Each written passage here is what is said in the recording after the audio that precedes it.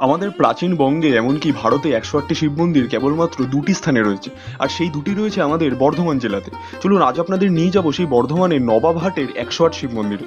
নামে ১০৮ শিব মন্দির হলেও এখানে মোট ১০৯টি শিব মন্দির বর্তমান। চলুন এবার আসা যাক এই মন্দিরের কিছু ইতিহাসে। এই মন্দির নির্মাণের সাথে জড়িয়ে আছে বর্ধমান রাজ পরিবারের নাম। আজ থেকে প্রায় ২৪০ বছর আগের কথা। তৎকালীন বর্ধমান এবং তার সংলগ্ন অঞ্চল এক ভয়ানক মহামারীর কবলে পড়ে। বহু লোক মারা যায় সেই মহামারীতে।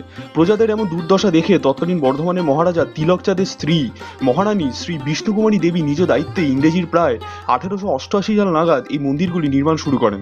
প্রায় ২ বছর পর অর্থাৎ ১৭৯০ সাল নাগাদ প্রায় ১০৯টি শিব মন্দির নির্মাণ শেষ হয়। মূলত মন্দিরের ভেতরে ঢুকলে চোখে পড়বে প্রত্যেকটি মন্দির দুটি সারিতে মালার মতো সজ্জিত আছে। আটচালা বিশিষ্ট প্রত্যেকটি মন্দির নির্মিত হয়েছে উড়িষ্যার বালেশ্বরে শিব মন্দির আটচালা নকশার আদলে। প্রত্যেকটি মন্দিরের গায়ে অপূর্ব টেরাকোটার কাজও লক্ষ্য করা যায়। মন্দিরের একেবারে প্রবেশের মুখে রয়েছে প্রায় ১০৮টি ঘণ্টা।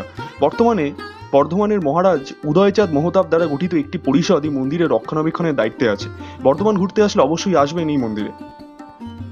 আর হ্যাঁ, ভিডিওটি ভালো লাগলে অবশ্যই একটি লাইক করে দেবেন, অবশ্যই চ্যানেলটি সাবস্ক্রাইব করে দেবেন, পাশে থাকবেন। ধন্যবাদ।